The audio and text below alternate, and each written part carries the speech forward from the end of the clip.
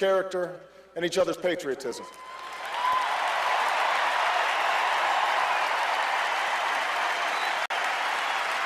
The times are too serious.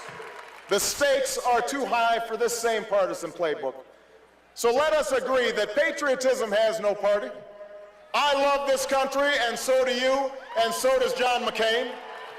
The men and women who serve in our battlefields may be Democrats and Republicans and independents, but they have fought together and bled together, and some died together under the same proud flag. They have not served a red America or a blue America. They have served the United States of America.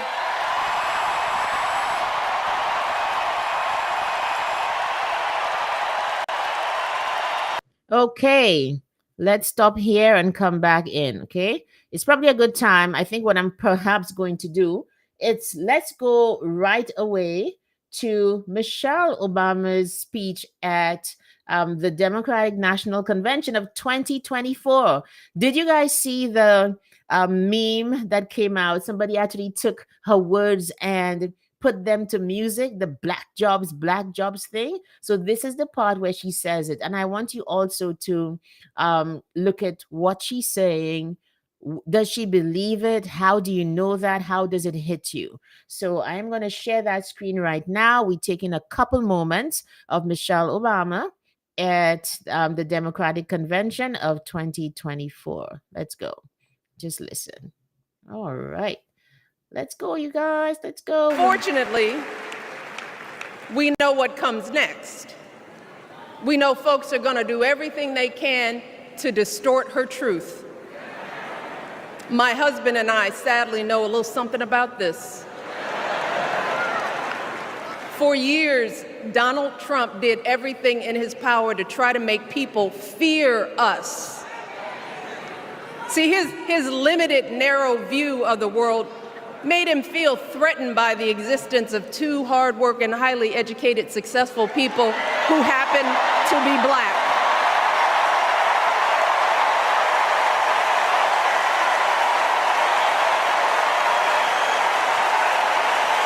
Wait.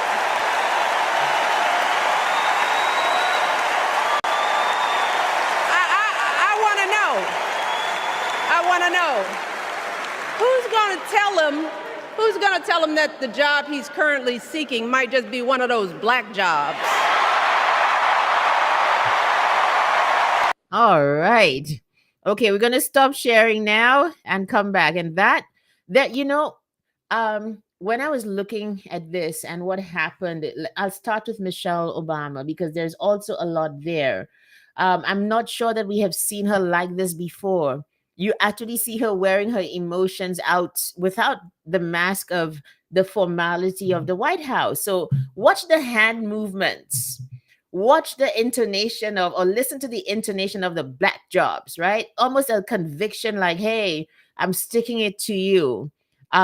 Very, very cultural, very African American. And that is what really sparked such a response to how she said it. Both Michelle and Barack Obama, there's a certain lyricism to when they speak. It's almost like they're doing poetry. Does anybody get that? Obama is known for it. When Obama says to you, vote, there's a certain finality to it, a certain tone to it, the way that he says it. I think some of it, this guy, he really is what everybody says he is in terms of being such a great speaker. There are other things. Let's move to Barack right now. There are things that we can pick up. And if you're that person who perhaps is always in the public eye, or somebody who just wants to get better at public speaking, there's things that you can pick up from them. Please come to my event on Sunday and I'll tell you some more secrets. But here's a simple thing too. You know that, especially a lot of people do it now, but when Barack Obama, all of the candidates, all of the presidential nominees, whatever presidents, they are looking at a teleprompter. So it means everybody who is behind them is seeing the teleprompter. And the ways that the teleprompters are set up, You can see him looking at the crowd, looking at the audience. He's scanning the crowd, yes, but it's especially easier for him because there are or even more, I think. There are teleprompters to the left and to the right. So he scans them and he's able to see the same thing rolling up on the screen. It's the same thing that happens when you're in the studio and you're reading news, or you're doing your thing on TV. There's a teleprompter that makes it look as if the words are just simply coming out of you. I have no teleprompter now. by the way, I'm just simply speaking. As you can no doubt tell, you can tell when somebody's words are just simply coming out of them because there's a lesser degree of fluency. That so I thought I'd mention that just as something in the background, something that you might know if you're not in the industry. But what makes Barack Obama a great speaker? He's personable. Okay, let me go to my notes right now. He's personable. Great speakers, confident speakers also give you a sense of there's bigger, there's better. They give you a sense of you are larger than life. The topic is big, is larger than life.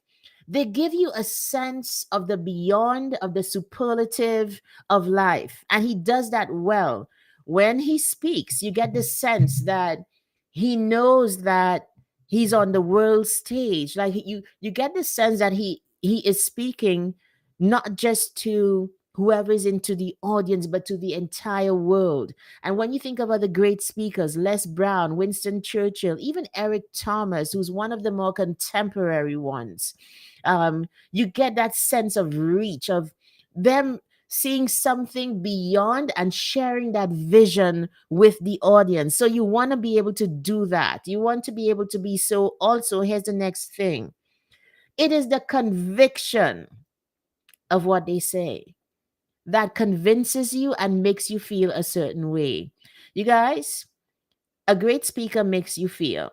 Now, feel good or feel bad, it doesn't even matter, because of it just depends on what the speaker wants to accomplish. For example, you mightn't agree with me, but Adolf Hitler, who did committed so many atrocities and led so many people to do such harm to the Jews, killed 6 million of them, he was also considered a great public speaker. And so the obvious question is, you can obviously use the obvious question is, a great speaker, it's not about the content of what you say, it's how you make people feel and how deeply you get your message across. Because he was able to convince just normal people, soldiers, etc., to hate an entire race of people just based on the fact that they were Jews. How did he accomplish that? He appealed to their senses. He used certain fears.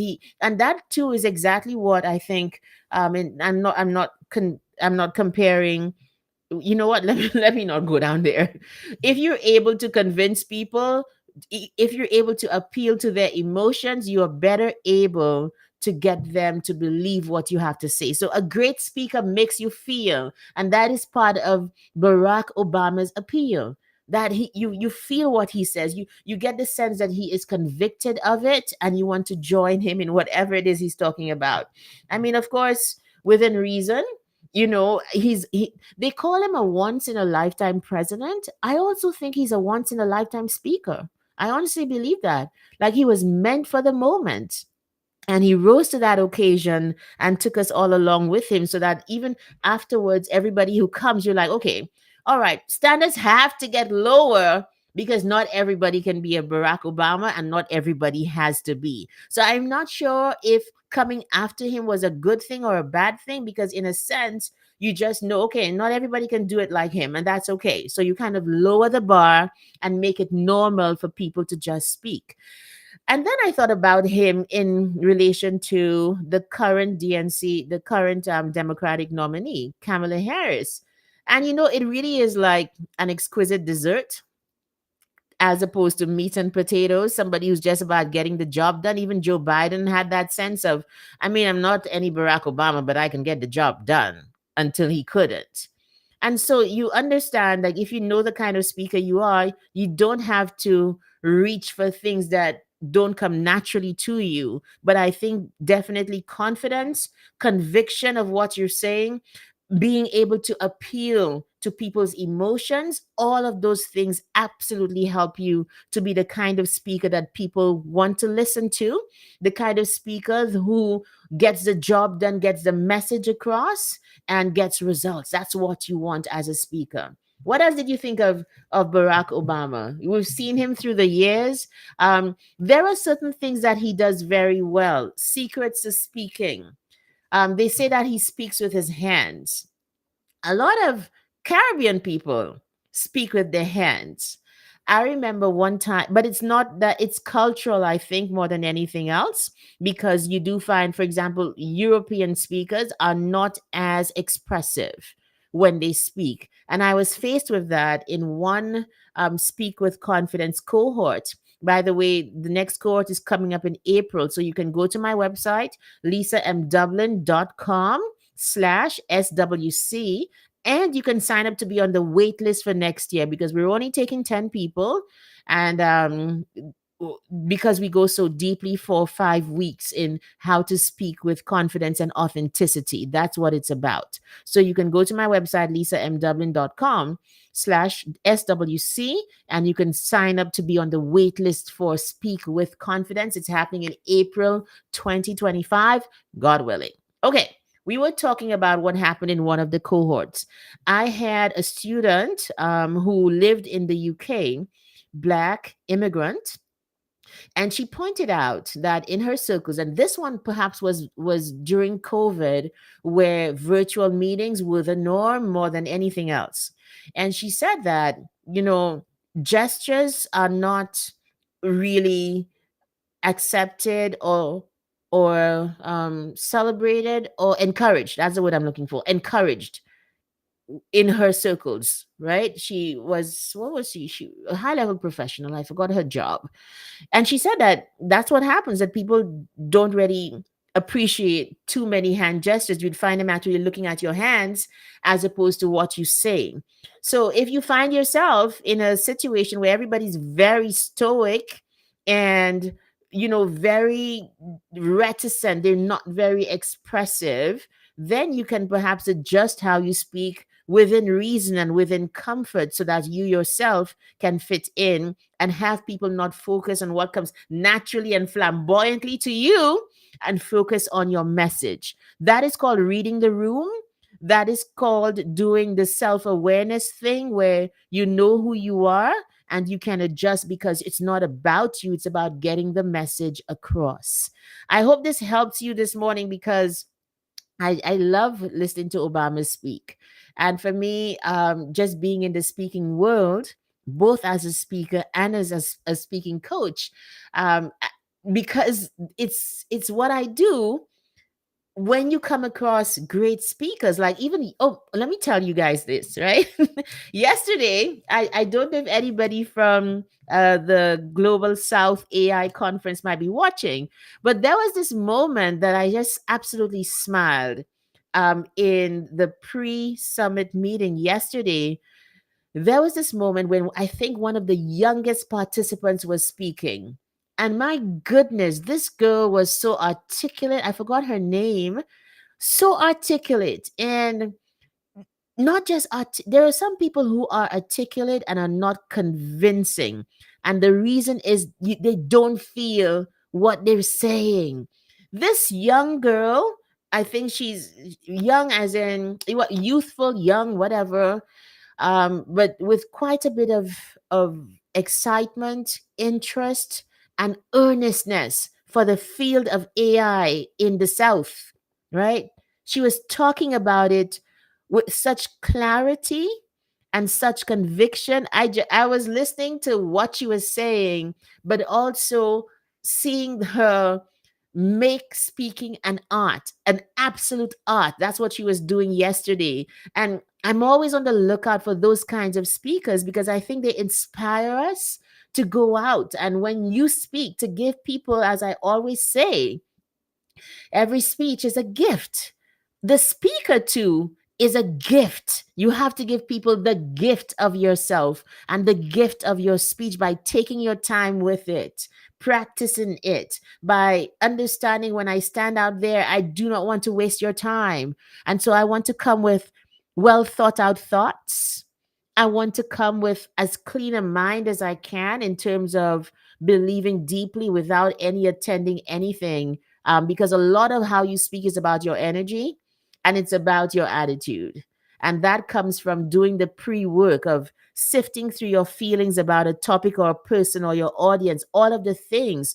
That's when you have a clean mind for you to present. It's not about whether you're thinking bad thoughts or you're cussing in your mind or not. No, it's about going in with that. When I say clean mind in speaking, I'm speaking about there being nothing between you and your audience, but the earnestness and the desire to deliver a message. That is a clean mind when you are speaking. And when you have that, people sense it, as opposed to the person who has an agenda and is wearing it out. Everybody has an agenda, okay? That's the truth. Every single person has an agenda, including me. And mine here is to tell you that you can be a great speaker. Mine is to encourage you to come to my stuff and to do good in the world by using the words that God gave you, the mouth that you were given, the voice that you were given. That's my agenda, okay? And that I think is clean enough. Okay. That's clean enough to be able to inspire people to open your mouth and to let people know what you think and to learn the art and the science of doing so. That's what this is about. So I hope you look at Obama in renewed eyes. Take a look at all the things that he employs, the words, the gestures that he uses, the rhythm and the tone.